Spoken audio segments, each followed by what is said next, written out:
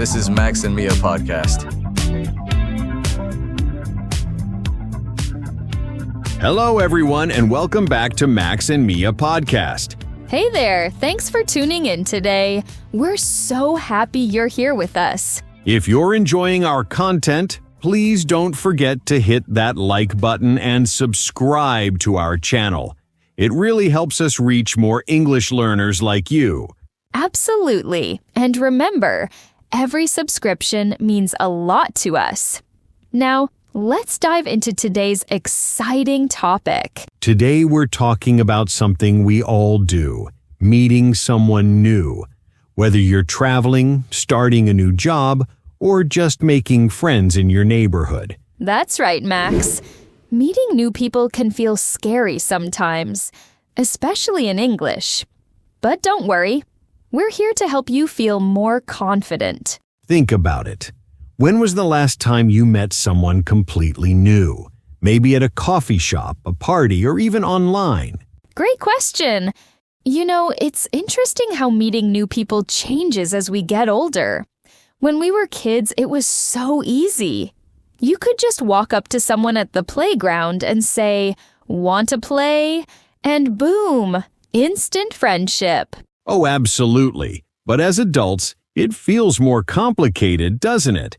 We become more careful, maybe even shy sometimes. Exactly. And if you're planning to move to a new country, English becomes absolutely essential. It's practically a universal language these days. That's so true. English can be your bridge to connect with people from all over the world. The thing is, first impressions matter a lot. How you introduce yourself, ask questions, and show interest can make all the difference. That's right. And that's why we've designed 2 real conversations for you today. You'll hear different ways people meet and start talking. After each conversation, we'll break down the key phrases, expressions, and cultural tips that will make you sound more natural. But first, let's go over some essential vocabulary you'll hear in our first audio.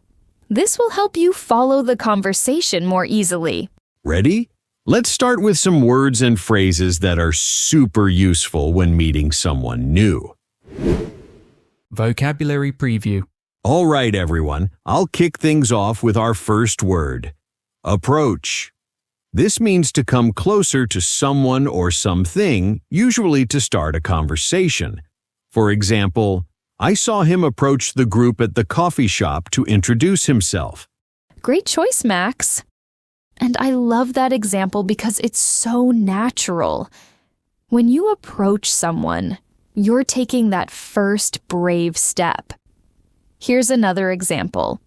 She decided to approach her new neighbor to ask about the area. Exactly. Now, Mia, what's your first word? My word is strike up. This is a fantastic phrasal verb that means to begin a conversation, usually in a casual way. For example, they managed to strike up a conversation about travel while waiting in line. Oh, that's such a useful phrase. I use this all the time. It's more natural than just saying start a conversation. Here's my example. I always try to strike up a chat with people at the gym. It makes working out more fun. Nice. Okay, Max, your turn again. My second word is mutual. This describes something that 2 or more people share or feel together. For example, they discovered they had mutual friends from university. That's brilliant. Finding mutual interests or connections makes conversations flow so much better. Here's another example. Their mutual love for hiking led to a 3-hour conversation. Perfect. What's your second word, Mia? I'm going with vibe. This is a more casual word that describes the feeling or atmosphere you get from someone or a situation. For example, I got such a friendly vibe from her the moment we started talking. I love that word. It's so modern and useful. You can really connect with people when you talk about vibes. Here's my example. The whole event had a relaxed vibe, which made it easier to meet new friends. And finally, Max? My last word is bond. As a verb, it means to form a connection with someone, usually through shared experiences or interests. For example, they bonded over their shared experience of moving to a new city. Such an important word. When you bond with someone, you're creating something deeper than just small talk. Another example, the two travelers bonded during their long train journey across the country. Wonderful. Those 5 words will definitely help you understand our first conversation better. Now, let's listen to how people actually use these in real life. Excuse me, is this seat taken? Oh, no, please, sit down. I was just getting started with this clay mess. I'm Sage, by the way. Nice to meet you, Sage. I'm Blake. First time here? Actually, yes. I just moved to the neighborhood last month and thought I'd try something creative. What about you? I've been coming here for about 3 months now. It's become my weekly escape from work stress. Are you enjoying the city so far? Honestly, it's been a bit overwhelming. Moving to a new place where you don't know anyone is harder than I expected. I'm still figuring out where to buy groceries that don't cost a fortune. Oh, I totally get that feeling. When I first moved here 2 years ago, I felt completely lost. There's this amazing farmers market on Saturdays, just a few blocks away. Much better prices than the fancy stores downtown. Really? That sounds perfect. I love fresh produce, but everything seems so expensive here. Yeah, the cost of living took some getting used to. What brought you to the city, if you don't mind me asking? New job opportunity.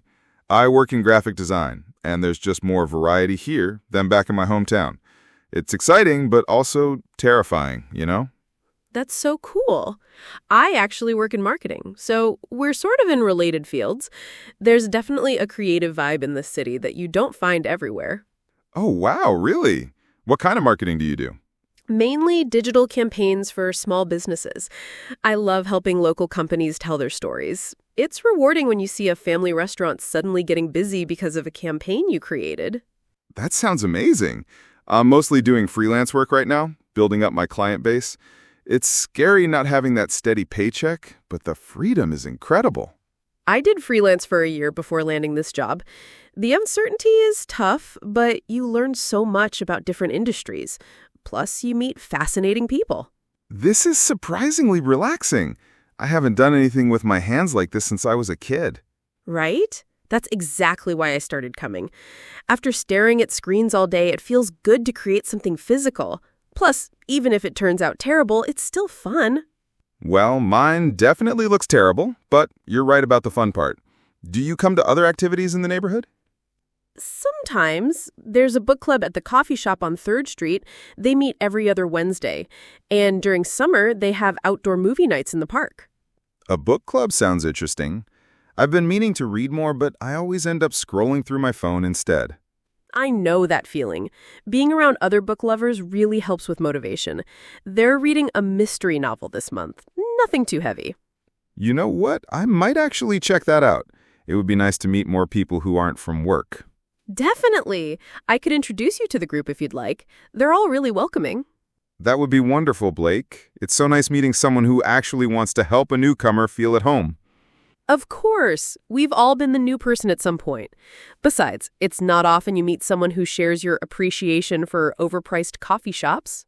Hey, those overpriced coffee shops are character-building experiences. Exactly. Well, looks like our pottery session is wrapping up. Would you like to grab one of those character-building coffees afterward?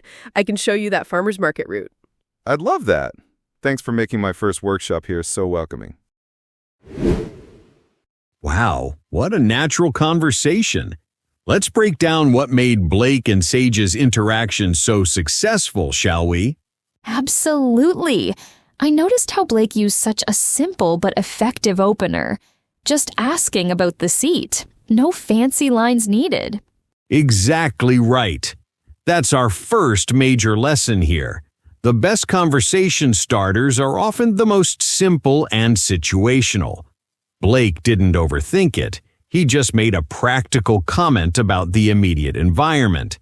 Notice how he immediately followed up with introducing himself? That's crucial timing. And Sage was so welcoming. She even made a little joke about the clay mess, which instantly lightened the mood. Brilliant observation. Humor is such a powerful tool when meeting someone new. But here's what I found really impressive. Both of them started sharing personal information gradually. Blake mentioned his work stress. Sage talked about being new to the city. They built trust step by step instead of dumping their life stories immediately. That's so true. They also found common ground quickly. Both being in creative fields, both understanding the challenges of new environments. And notice how they used what we call conversation threading. When Sage mentioned expensive groceries, Blake didn't just say, "Oh yeah, it's expensive." He offered specific, helpful information about the farmer's market. Then Sage picked up that thread and they explored it further. That's how conversations stay alive and engaging. The whole interaction felt so genuine, too. Neither one was trying too hard to impress the other. Absolutely. Now, let's talk about some practical strategies for meeting new people, because I know many of our listeners struggle with this. First major tip, choose activities you genuinely enjoy. Blake and Sage both chose pottery because they wanted to do pottery, not specifically to meet people. When you're doing something you love, conversations flow more naturally because you're relaxed and authentic. That makes so much sense. When you're comfortable, others feel comfortable too. Exactly. Second tip, always have a follow-up ready. Blake didn't just say, "Nice meeting you" at the end. He suggested coffee and offered to show Sage around. If you meet someone interesting, create a reason to see them again soon. The connection can fade quickly if you wait too long. And he offered to introduce her to the book club. That's such a thoughtful gesture. Perfect point. Third strategy, become a connector. Blake immediately thought about how he could help Sage feel more integrated into the community. When you help others build their social network, you naturally strengthen your own. People remember those who made their lives easier or more enjoyable. What about online situations? Not everyone has access to pottery classes or book clubs. Great question. The same principles apply everywhere. Whether it's a work conference, a neighborhood event, or even online communities, look for shared experiences or challenges. Comment thoughtfully on social media. Join discussion groups about your hobbies. Volunteer for causes you care about. The key is showing genuine interest in others rather than focusing on what you can get from them. And don't forget to be yourself. Trying to be someone you're not is exhausting and usually obvious. Absolutely. Authenticity is magnetic. People can sense when you're being real versus when you're putting on an act. Now let's move on to our second conversation, where we'll hear a completely different scenario. But before we dive into our next conversation, let's review some key vocabulary that will help you understand what's happening. Vocabulary preview. I'll start us off with break the ice. This is a really common expression that means to start a conversation or make people feel more comfortable in a social situation. For example, he told a funny story to break the ice at the networking event. Oh, that's such a useful phrase. Everyone needs to break the ice sometimes. It's like melting away that awkward tension when you first meet someone. Here's my example. She broke the ice by complimenting the host's amazing decorations. Love it. Now, Mia, what's your first word? I'm choosing mingling. This describes the act of moving around and talking to different people at a social event. For example, I saw him mingling with guests at the gallery opening, making friends everywhere he went. That's perfect. Mingling is such an art form. It's not just talking to one person all night. It's about being social with everyone. Here's my example. She spent the evening mingling at the conference, collecting business cards and making connections. Exactly. Your turn again, Max. My second word is stumble upon. This phrasal verb means to find or discover something by chance, without looking for it. For example, I stumbled upon this amazing cafe while walking around the neighborhood. What a great choice. Life's best discoveries often happen when we stumble upon them accidentally. Another example, they stumbled upon a street festival and ended up dancing until midnight. Beautiful. What's your second word, Mia? I'll go with hit it off. This means to immediately like someone and get along well with them from the start. For example, the two roommates hit it off right away and became best friends. That's fantastic. When you hit it off with someone, there's this instant chemistry and connection. It feels effortless. Here's my example. The business partners hit it off during their first meeting and decided to work together. And finally, my last word is genuine. This adjective describes someone who is authentic, real, and honest, not fake or pretending to be something they're not. For example, her genuine interest in other people made everyone feel comfortable talking to her. when someone is genuine, you can feel it immediately. They're not trying to impress you, they're just being themselves. Another example, his genuine enthusiasm for the project inspired the whole team to work harder. Perfect. Those 5 vocabulary items will definitely help you follow our second conversation more easily. Now, let's listen to a different kind of meeting. Oh no, I'm so sorry. Did I get any sauce on you? Don't worry about it. Just a tiny splash, but honestly, this shirt has seen worse disasters. Are you okay? That tray looks heavy. I'm fine, thanks. I just got carried away at the taco truck. Everything looked so good. I'm Rowan, and apparently I'm still learning how to walk and carry food at the same time. Nice to meet you, Rowan. I'm Quinn, and trust me, I've been there. Last week, I dropped an entire slice of pizza face down on the sidewalk. Still haunts me.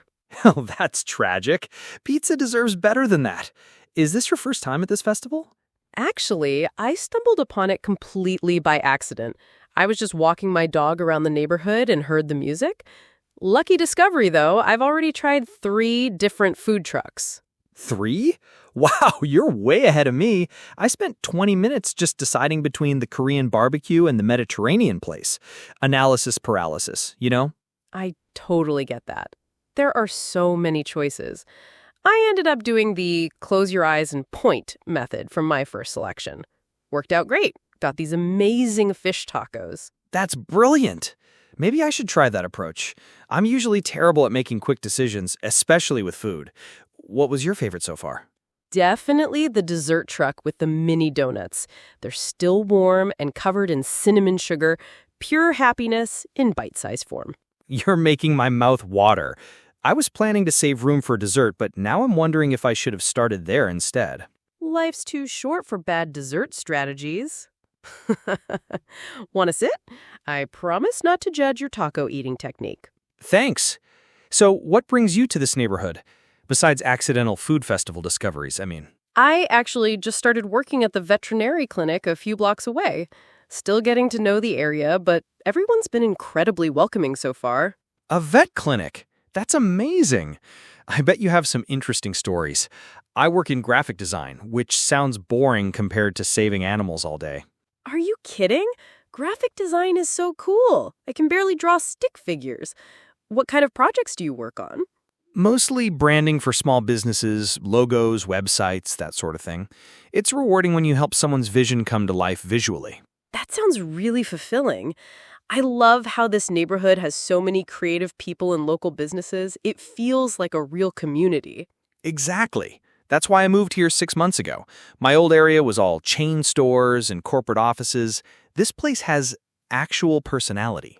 6 months? You're still practically new too. How are you liking it? Loving it, but I'm still building my social circle.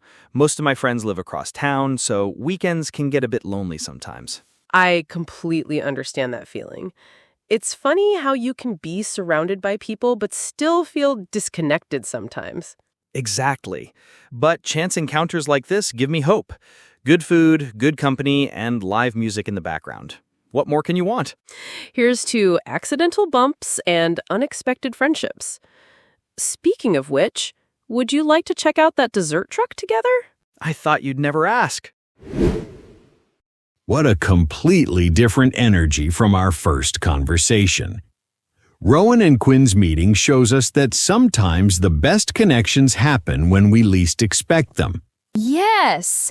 That accidental bump could have been so awkward, but they both handled it with such grace and humor. Absolutely brilliant point. This brings us to a crucial lesson about meeting new people. How you handle unexpected or embarrassing moments can actually become your greatest advantage. Notice how Rowan immediately took responsibility and made a self-deprecating joke. That vulnerability instantly made Quinn feel comfortable and want to help rather than be annoyed. And Quinn's response was so warm. Instead of being frustrated, she shared her own clumsy moment with the fallen slice. Exactly. This demonstrates what I call mutual vulnerability. When someone shares an embarrassing moment, responding with your own similar story creates instant bonding. Quinn could have just said, "No worries," and walked away. But instead, she chose to connect by sharing her own food disaster. That small choice transformed a collision into a conversation. The whole interaction felt so natural and fun, too. They were both genuinely enjoying themselves. That's the key difference between this conversation and our first one. Blake and Sage had a lovely, structured interaction in a planned setting. But Rowan and Quinn show us how spontaneous meetings can be just as meaningful. Sometimes even more so because there's no agenda or expectations. They were just two people being authentically themselves in an unexpected moment. I loved how they found common ground so quickly. Both being new to the neighborhood, both struggling with decision-making about food. Outstanding observation. Here's what's fascinating. They bonded over shared struggles rather than shared strengths. Often we think we need to impress people with our accomplishments, but actually connecting over challenges or quirks can be much more powerful. When Rowan admitted to analysis paralysis with food choices, Quinn didn't judge. She related and shared her own solution. And they both opened up about feeling lonely sometimes. That takes courage. Absolutely. This brings us to another essential strategy for meeting people. Don't be afraid to show your human side. Both Rowan and Quinn mentioned feeling disconnected or lonely in their new environment. Instead of pretending everything was wonderful, they were honest about normal human experiences. This authenticity is magnetic because it gives others permission to be real too. What about the setting? The food festival seemed like such a great environment for meeting someone. Brilliant question. Public events like festivals, markets, or community gatherings are gold mines for natural conversations because everyone's already in a social, relaxed mood. There are built-in conversation starters everywhere. The food, the music, the atmosphere. Plus, there's no commitment stress because people can easily move on if the conversation doesn't flow. That makes so much sense. Any other advice for our listeners about creating these kinds of connections? Definitely. First, embrace accidents and unexpected moments. They often lead to the best stories and connections. Second, always look for ways to extend positive interactions. Notice how they ended up making a concrete plan to visit the dessert truck together? Don't let good conversations just fade away. Third, be generous with compliments and encouragement. Quinn could have easily brushed off Rowan's graphic design work, but instead she showed genuine curiosity and enthusiasm. Those are such valuable insights, Max. And remember, both of these conversations show us that meeting new people isn't about being the most interesting person in the room. It's about being genuinely interested in others. Whether it's a planned activity like pottery or an accidental encounter at a food festival, curiosity and kindness will always create connections. What wonderful examples for our listeners. I think we've given everyone some really actionable strategies for their own social adventures. Absolutely. And that brings us to the end of today's episode on meeting someone new. We've covered so much ground together, from structured environments like workshops to spontaneous encounters at community events. It's been such an inspiring discussion. I hope our listeners feel more confident about those first conversations now. The most important thing to remember is that everyone feels nervous about meeting new people sometimes, even native English speakers. The key is to focus on being genuinely interested in others rather than worrying about being perfect.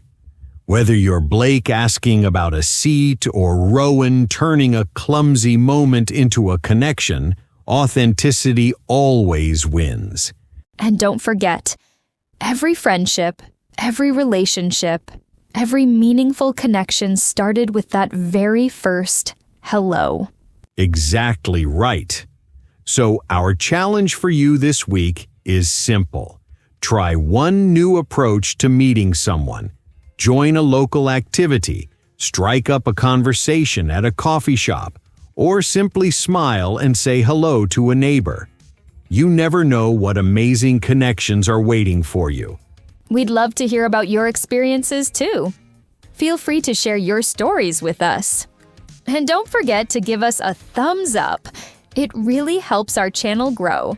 We'll be back next week with another exciting topic to help you navigate English conversations with confidence. Until then, keep practicing, stay curious, and remember, every conversation is a chance to learn something new. Thanks for joining us today on Max and Mia Podcast. Take care, everyone. See you next time.